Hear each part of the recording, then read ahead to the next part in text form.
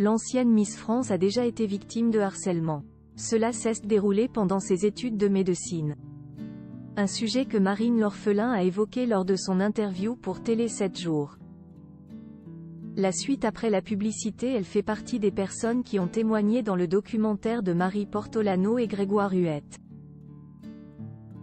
Après avoir dénoncé le sexisme dans le journalisme sportif avec « Je ne suis pas une salope, je suis journaliste », la présentatrice de Télématin dénonce les dérives sexistes et sexuelles dans le secteur médical. Elle a notamment contacté Marine l'Orphelin qui en a souffert lors de ses études, à la suite de son sacre de Miss France 2013. Un sujet sur lequel l'ancienne reine de beauté s'est confiée auprès de Télé 7 jours, édition du 29 avril 2024. Marine l'Orphelin raconte son stage très éprouvant. La vidéo a fait le buzz il y a une semaine sur Instagram. Marine l'Orphelin y révèle qu'elle a connu un stage particulièrement éprouvant en chirurgie.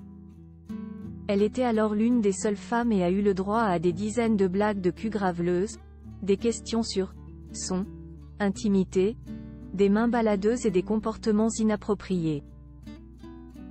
À l'époque, elle n'a rien dit et ne savait pas comment réagir, un comportement qu'elle regrette. Mais j'étais jeune et c'est vrai. Kwon disait qu'il fallait accepter ces comportements normaux attribués à des anciens médecins de l'ancienne génération. Et surtout, il ne faut pas faire de vagues à l'hôpital si tu veux. Kwon valide ton stage, ajoutait-elle. Puis, elle a incité les victimes à briser la parole. L'ancienne Miss France a subi une forme de harcèlement. Cette parole, elle la prend désormais.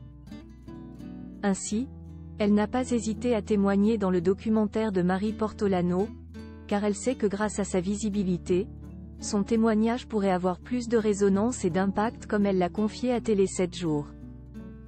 Elle y raconte notamment qu'un chirurgien a proposé à des étudiants de s'entraîner au toucher vaginal sur une patiente anesthésiée.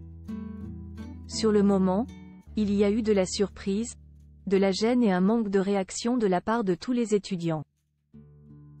On était tous choqués, mais, dans l'équipe, il y a une forme d'omerta, parce que le chirurgien est le big boss, et personne n'a envie de perdre son poste, a-t-elle avoué. Marine l'Orphelin est ensuite revenue sur son fameux stage en chirurgie durant lequel elle a subi une forme de harcèlement, le fait d'avoir été Miss, jolie et médiatisée, ça en excitait certains. Heureusement, ça ne se passe pas comme ça dans tous les services, il y a aussi des personnes bienveillantes et attentives. Parenthèse ouvrante. Parenthèse fermante.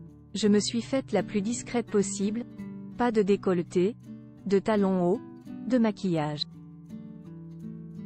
Jai atténuait tous les attributs de la féminité. Jai aussi évitait les soirées étudiantes, qui avaient souvent tendance à dégénérer. Elle en a fait du chemin depuis.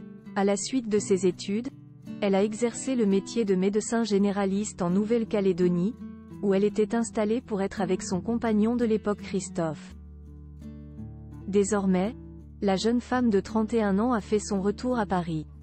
Mais ce n'est qu'après sa thèse, probablement à la rentrée prochaine, qu'elle partira à la recherche d'un emploi.